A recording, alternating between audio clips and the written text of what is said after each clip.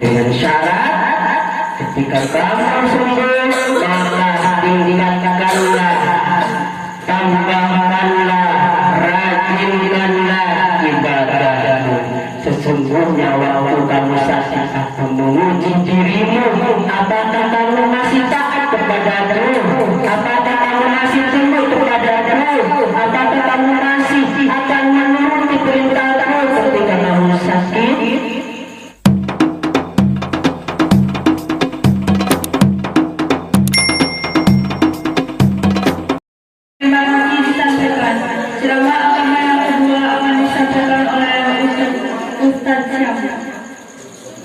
Kepadanya dipersilahkan.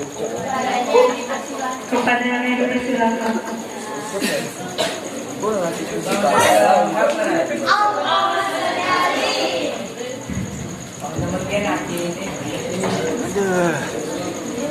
Assalamualaikum warahmatullahi wabarakatuh.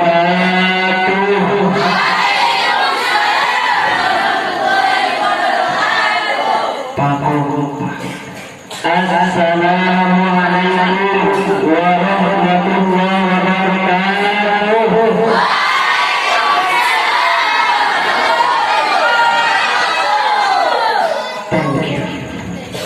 Bismillahirrahmanirrahim.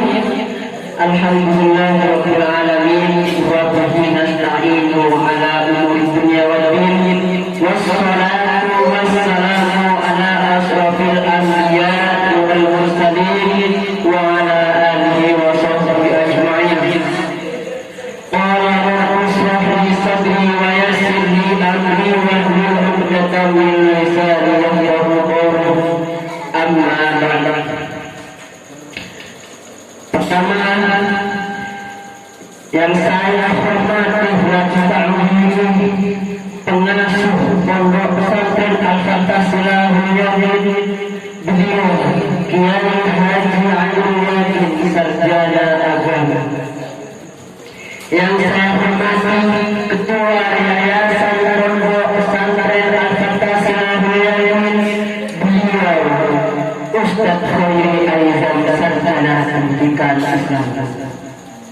Dan tidak lupa pula teman-teman yang tampan-tampan dan cantik-cantik yang saya banggakan dan cinta sayangi.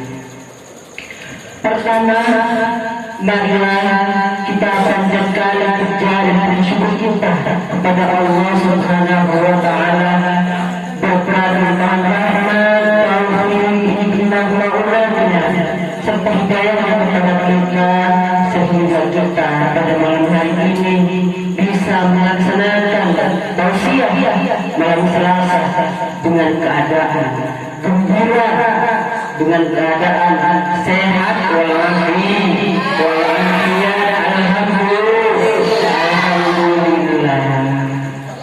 Yang kedua, salam dan semoga salam tetap tercurah limpahkan kepada guru kita, pemimpin kita, Sayyidul Bashar Nabi Muhammad sallallahu alaihi wasallam, yang mana beliau salah satu nabi yang memberikan syafaatnya kepada kita hari yaumil nanti.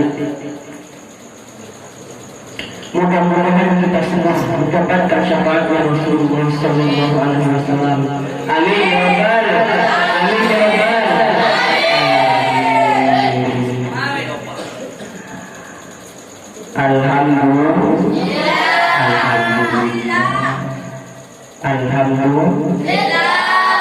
Alhamdulillah terus dan belum apa-apa sudah alhamdulillah.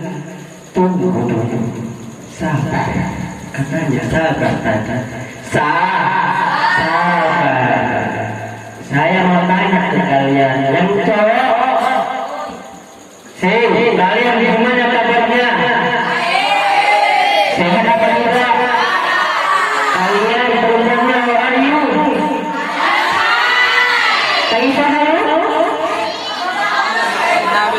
Alhamdulillah. Karena teman-teman tadi bilang ke saya sehat, maka saya akan menjelaskan tentang sehat. Apa sih jadi maksud sehat. Gimana kita menanggapi sehat ini? Makanya kita berikan alhamdulillah. Di dalam ilmu tasawuf diajarkan bahwasanya sesuatu rezeki yang paling rendah di dunia adalah harta dan harta itu tidak ada apa-apanya. Dan rezeki yang paling tinggi apa? Sehat. Kita berdua punya Lamborghini, punya pesawat, punya uang 1 lebih, bahkan kelebihannya yang lain orang pada masanya. Tapi ketika kita tidak sehat, badan kita tidak sehat, jangankan sakit, ya Allah, ya Allah, maka uang kita, harta kita akan kita habiskan hanya untuk merawat tubuh kita apabila kita sah. Alhamdulillah kita diberi nikmat sehat oleh Allah Subhanahu wa taala. Seandainya kita diberi sakit seperti saya, satu minggu sakit, ya Allah, aku sembuh ya Allah. Uang sudah habis, apa yang mau berobat ya Allah? Berusaha, tapi Allah Subhanahu wa taala Maha mendengar, dikabulkan sampai nepaisaka di engkau, tapi dengan syarat ketika kamu sembuh maka tingkatkanlah, tambahkanlah, rajinkanlah ibadahmu. Sesungguhnya waktu kamu sakit atau menguji dirimu, apakah kamu masih taat kepadaku? Apakah kamu masih tunduk kepadaku? Apakah kamu masih akan menuruti perintahku ketika kamu sakit? Ternyata tanpa waktunya azan, aduh sakit kita. Waktunya mau sholat, aduh keoceh. Waktunya mau minta takut. Nah ini sakit. Ketika kita sakit, makanya kita banyak bersyukur. Mau tahu tidak kenapa teman-teman santri kok jarang sakit? Mau tahu tidak kenapa? Karena Allah Subhanahu wa taala untuk seorang santri untuk selalu sehat. Kenapa? Agar ibadahnya aman, nyaman, baik, agar belajarnya lebih kuat, lebih disiplin. Ini tujuannya, bertanya Allah Subhanahu wa taala sehatkan para santri. Malah ada yang mau bikin sakit, tapi Allah tidak mengizinkan, tidak boleh sakit. Ada yang pura-pura sakit. Ya Allah, gimana kalau seperti ini? Apakah Anda masih tetap seperti itu, atau akan berubah?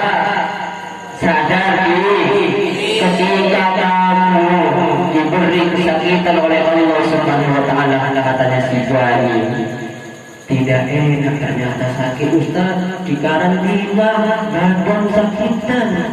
Beda dengan orang yang pura-pura sakit. Ketika ada kegiatan dia sakit, dibangunin, sakit Ustaz.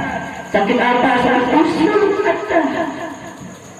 Itu cuma sakit usul, kalian sudah tidak mau ikut kegiatan. Apalagi nanti ketika kamu sudah tua, ya Allah.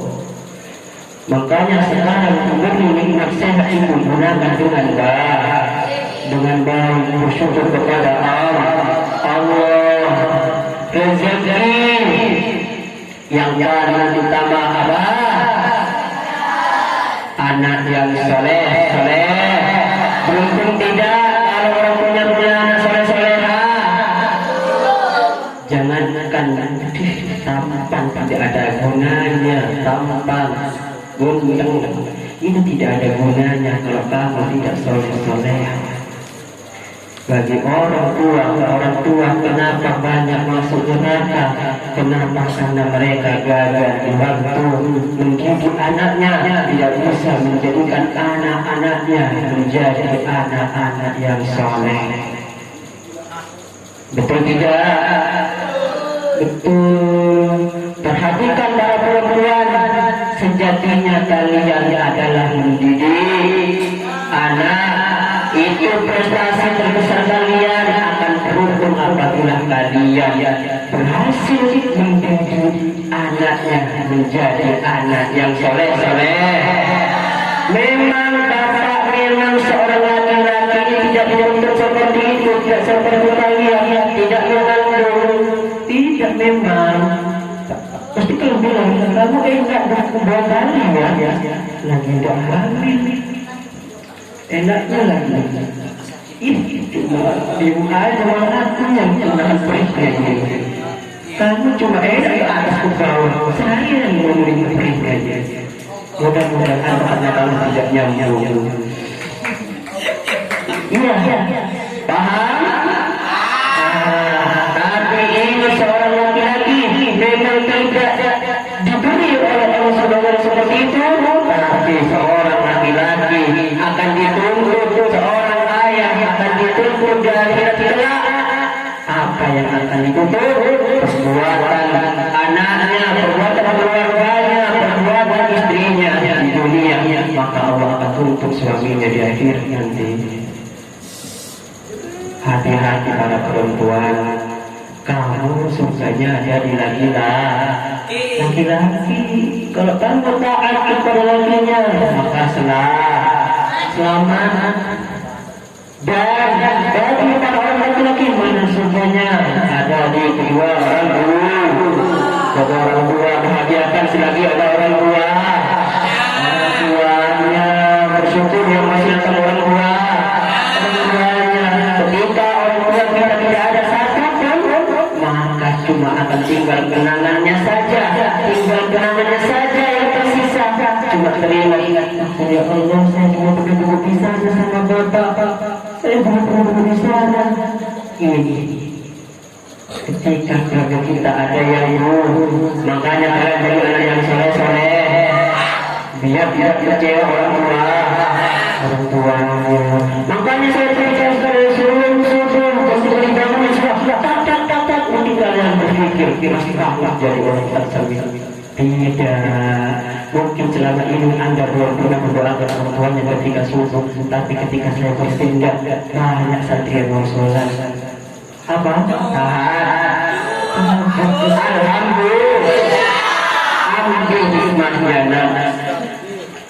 Seperti contoh, lihat,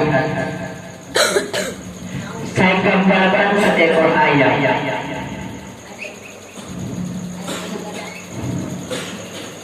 Ya, saya gambarkan seekor ayam. Ayam ini bisa mengeluarkan telur, bisa mengeluarkan telur dan maupun tangan dia. Tapi kalian tahu gunanya telur ini? Kalau kalian tahu kenapa ketika saya mendidik kalian kok cuma ini yang dinilai terus, saya tidak akan mengatakan kalian bodoh, tidak akan mengatakan kalian tolol kalau kalian tidak beruntung suatu saat. Jangan itu. Jangan lihat katanya Sabila, jangan lihat siapa yang berbicara ya, tapi apa yang dibicarakan. Saya masih mendengar tadi santri yang mengatakan, saya tak cuma ini sudah dibilang bodoh.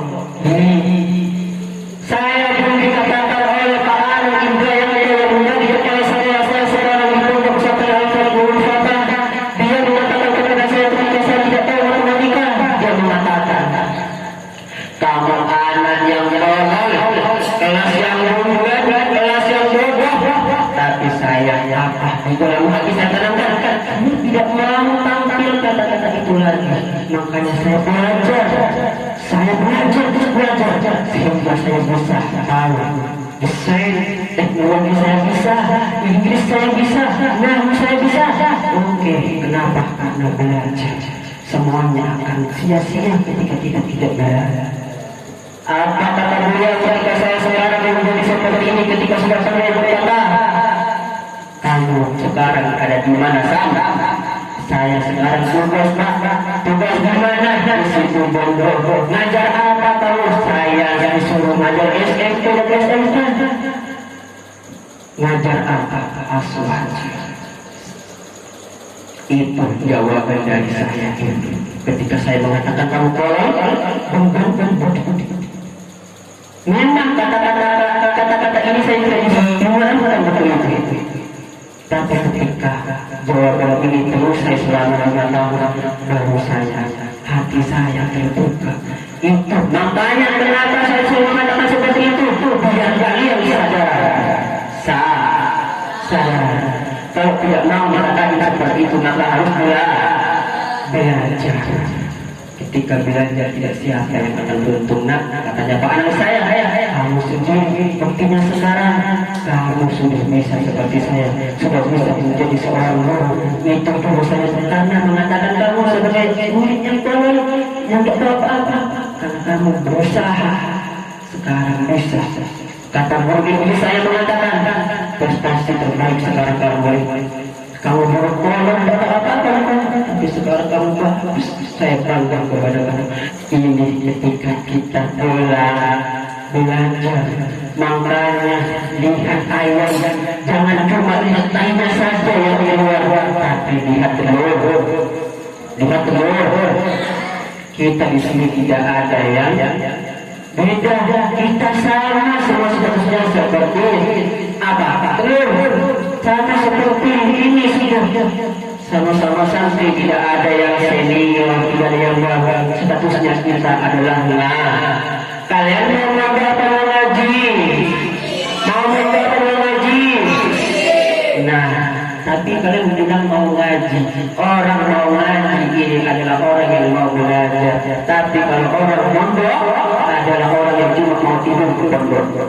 Pondok adalah, makanya kenapa dikatakan pondok pesantren di dalam ilmu aswaja saya mengatakan, makanya diadakan pondok. Kenapa? Karena terdapat kamar-kamar. Makanya dinamakan pondok, terdapat asrama-asrama. Berarti kalau kalian yang menjawab, kalian mau tidur. Bagaimana Ustaz dalam menenangkan itu? Kamu harus bangun. Rasa tidurnya, tawasudnya, tasamunya, tawazudnya, itu harus ditingkatkan, harus dipokokkan, dipraktikkan. Agar kenapa? Agar kamu bisa. Memang sesuatu itu tidak akan bisa tercapai kalau tidak ada yang mau bergerak. Ingat, saya kasih contoh lagi. Ketika kalian belajar, maka jangan pernah melihat ke yang di atas. Siapa yang di atas? Gurunya. Semisal saya orang keras kepada kalian karena mendidik kalian. Kalau ketika disiplin, ketika diperintah oleh saya, ini kamu harus berikan kepada saya. Tapi ketika saya tidak memerintahkan kepada kamu sudah kurang rasa disiplinnya. Maka jangan pernah melihat ke atas. Ya, paham maksudnya? Ini seorang belajar. Alhamdulillah. Yang kedua, jangan pernah menghadap ke samping, ke kanan dan ke kiri. Apa di kanan dan kiri? Di sini ada teman yang akan mengganggu kita ketika kita belajar. Makanya kalau belajar fokus ke depan, perhatikan gurunya. Jangan harus punya keinginan sendiri. Yang kedua, tidak boleh belajar ke kanan dan ke kiri. Apa ini teman? Kita tidak usah sembunyikan ini. Ya, seperti halnya apa? Cuma tidak mau mendengarkan, bisa jadi tidur. Bisa jadi cuma bikin angan-angan. Lebih-lebih dalam barang apa-apa. Berbalik kepala, berbalik kepala, menoleh ke belakang. Itu berarti kamu tidak pernah menghargai gurunya. Paham? Rezeki yang nomor 3 apa? Yang perlu kita syukuri adalah husnul khotimah. Husnul khotimah ketika kita ini rezeki yang patut kita syukuri. Husnul khotimah yang pertama tadi rezeki yang paling besar. Rezeki yang paling adalah